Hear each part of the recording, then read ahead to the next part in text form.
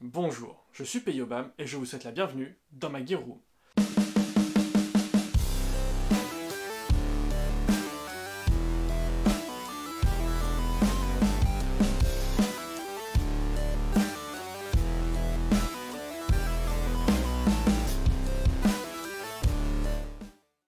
Aujourd'hui, quatrième vidéo de présentation et d'unboxing de matériel pour construire le set Black Hawk Down, donc des Delta Force. On a déjà vu les gants Nomex Pentagone, donc les gants de pilote, le casque Protec, l'uniforme. Donc maintenant il nous reste que quoi? Il va nous manquer peut-être le gilet. Allez, c'est ce qu'on va déballer. Donc voilà, c'est un gilet Black Hawk qui vient encore une fois directement des US. Donc à la base c'était pour ça que j'avais contacté French HDS, hein, c'était pour avoir ce gilet là, qui n'est pas vendu en France ou par un seul revendeur, qui ne l'avait pas. Et du coup, quand j'ai voulu l'acheter aux US directement, ils m'ont dit bah impossible parce que Black Hawk empêche l'exportation de produits étant donné qu'ils ont déjà un revendeur en France. Bref, la loose. Donc j'ai contacté French HDS, lui, je lui ai fait livrer chez lui, et ensuite il me l'a fait livrer chez moi. Voilà. Évidemment, bah, il travaille donc il prend un peu de sous dessus, mais voilà, rien de choquant. Donc nickel, bah, de toute façon vous retrouverez le lien vers sa page Facebook et sa page YouTube dans la description. Donc c'est le, je sais plus, Elite Tactical Vest Elite Omega, enfin c'est un nom à coucher dehors encore. C'est la Omega Elite Tactical Vest numéro 1 Black.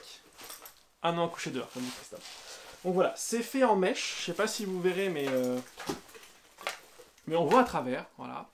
Donc c'est super costaud, c'est du mèche vraiment costaud, mais par contre ça a l'air très respirant. On va le passer, c'est full réglable. À l'arrière, on a du molle partout. Je pense que je vais virer les petites attaches ici élastiques pour pouvoir le resserrer un peu plus. Je vais voir comment je peux organiser ça, mais une grosse poignée d'extraction derrière, c'est vraiment super costaud. Je suppose que dans cette partie-là, vous avez une grande poche dans laquelle on peut mettre une poche d'hydratation. Voilà. Hop, je vais l'enfiler. Hop. Donc ici vous avez deux poches velcro pour pouvoir mettre du bordel ou peut-être même des petits inserts, peut-être même des inserts souples par balle, j'en sais rien. Franchement, c'est hors de mes compétences à ce niveau-là. Mais en tout cas, vous pouvez mettre de la documentation, il n'y a pas de souci. Vous avez ici des anneaux pour faire passer une ceinture. Donc il faut que je m'achète un ceinturon aussi. Voilà, c'est partie des choses à acheter. Donc hop, on va refermer ça. Donc le velcro, il est super massif, c'est du YKK, mais il est énorme. Voilà, hop. Ici, vous avez une partie plastique, mais antidérapante, souple, mais du coup qui permet de bien épauler et pas que ça bouge normalement. On va falloir que je resserre un peu les épaules, parce que c'est pas assez serré.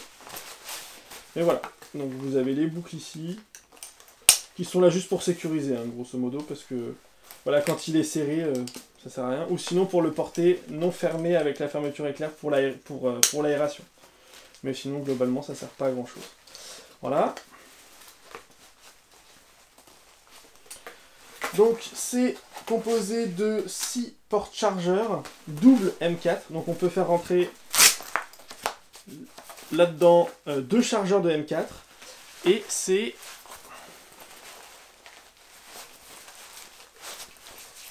normalement, je peux enlever le rabat supérieur. Alors ça doit être la croix et la bannière parce que c'est tout au fond. Mais je pense qu'avec un morceau de plastique, on doit pouvoir aller l'enlever. C'est une loose. Voilà. Donc poche élastique, hein, du classique, du old school. Mais ça fera le café. Je pense qu'il y a celle-là où j'enlèverai le... Voilà, si, peut-être que je vais réussir à l'avoir.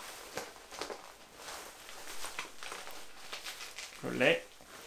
Peut-être. Là, je l'ai. Oh, voilà, donc on peut enlever les rabats pour avoir un accès rapide. Pareil, là-dedans, grenade, ça rentre. Voilà, tout ce qui rentre dans une poche double M4, hein, même une radio, ça passe. Bon, on va pas le remettre tout de suite.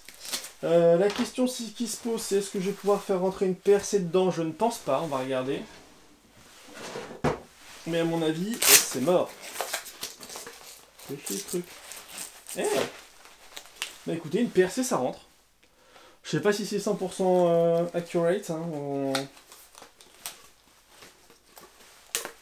Voilà, ça me... Ça fait une semaine que je l'ai, une semaine que j'ai pas le temps de faire la vidéo et qui me saoule ce truc là, donc voilà. Dégage. Donc ouais, ça rentre, par contre ça va pas au fond et je peux pas refermer, donc je pense que ce sera plutôt une petite Baofeng. Ce sera peut-être mieux une petite Baofeng. Voilà.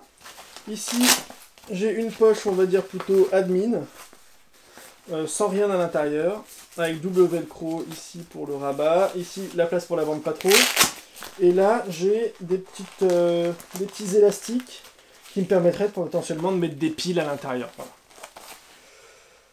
Donc grosso modo, j'ai de quoi emmener 12 chargeurs, plus tout le dos qui est disponible, et également ici des petites piles ou des petites bricoles, et là à voir, parce qu'il ne faudrait pas que ça interfère avec mes sorties de chargeur. Donc le seul truc, c'est que j'ai pas de quoi mettre de chargeur PA, en tout cas en accès rapide, donc ce sera sûrement à la ceinture. Mais le problème, c'est que pour le mettre à la ceinture, elle va être assez basse, donc je sais pas trop comment je vais goupiller ça.